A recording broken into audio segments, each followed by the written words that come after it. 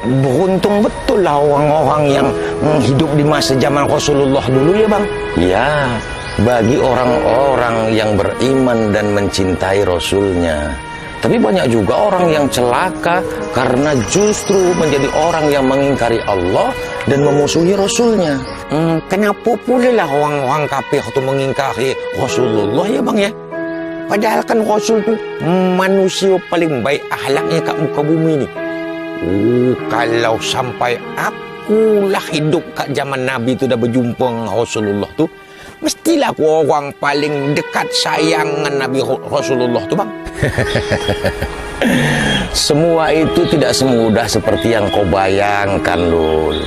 Untuk mempertahankan iman saja di zaman Rasulullah Sallallahu Alaihi Wasallam itu harus mempertahankan nyawa. Bagaimana Bilal bin Rabah harus menerima deraan dijemur di terik matahari dengan ditimpah batu di atas dadanya. Bagaimana Kabab radhiyallahu an menggeluti hari-harinya dalam siksaan. Ia pernah dipakaikan baju besi dan dijemur di terik matahari sehingga daging punggungnya mengelupas karena panasnya. Ditusukkan besi panas di punggungnya. Ia pernah diseret di atas tumpukan bara api yang menyala sehingga lemak dan darah yang mengalir dari punggungnya memadamkan api tersebut. Bagaimana sahabat Ammar bin Yasir setiap hari menerima dera pukulan, disulut api, ditenggelamkan di air, dan banyak lagi penyiksaan lainnya. Ibunya Umayyah binti Kabbat radhiyallahu an adalah wanita pertama yang mati syahid di dalam Islam. Ia didera ditombak kemaluannya hingga tembus ke dadanya. Semua itu mereka rasakan hanya karena untuk mempertahankan iman kepada Allah Subhanahu wa taala dan cintanya kepada baginda Rasulullah sallallahu alaihi wasallam. Itulah makanya Rasulullah sallallahu alaihi wasallam bersabda, sebaik-baik manusia adalah generasiku, yaitu para sahabat, dan generasi setelahnya yaitu para tabi'in, dan generasi setelah mereka yaitu tabi'in. Terus macam mana lah dengan generasi sekarang kita ni ya bang? Takkanlah kita bisa dapat kemuliaan macam sahabat-sahabat yang pernah berjumpa dengan Rasul tu? Umat akhir zaman ini juga memiliki keutamaan dan keistimewaan sendiri, Lul. Tergantung bagaimana kadar iman dan kecintaan serta amal ibadahnya. Apakah iman, cinta, dan idola dalam hati kita itu selain Allah dan Rasulnya? Akhlak dan tauladan siapakah yang kita ikutin dalam kehidupan sehari-hari?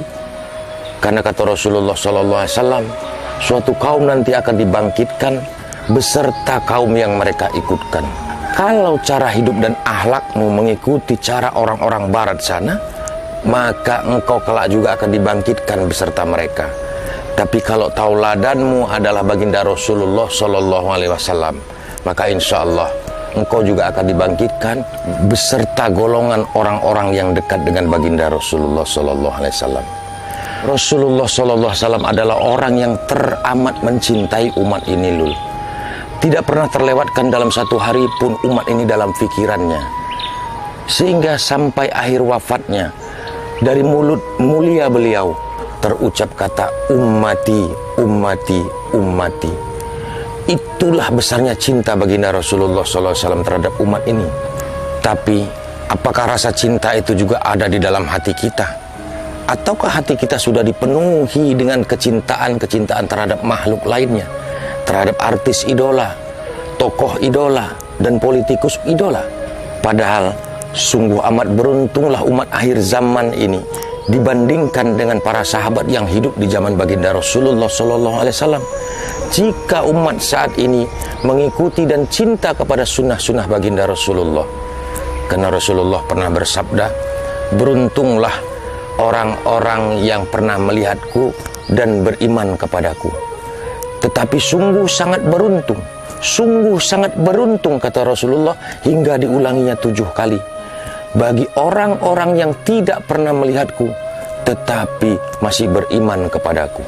Oh, kalau begitu bang, mulai esok aku nak berpakaian macam mana pakaian Nabi dan pakaian sahabat Rasulullah tu bang. Sungguh sangat beruntung dan mulia kalau kau bisa kayak gitu, Lul. Tetapi hendaknya juga harus diikuti dengan akhlakmu yang mulia. Karena orang yang mengenal hakikat kecintaan kepada baginda Rasulullah tidak hanya akan melakukan surah nabinya saja atau penampilan nabinya saja. Karena hal seperti itu sudah diamalkan oleh orang-orang Jabbarin dahulu. Tetapi mereka tidak mengikuti bagaimana sunnahnya baginda Rasulullah sallallahu alaihi wasallam.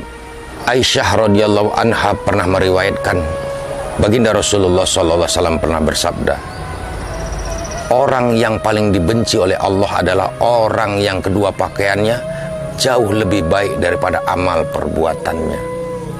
Pakaiannya seperti pakaian Nabi, tetapi akhlak dan perbuatannya seperti orang-orang yang mendurhakai.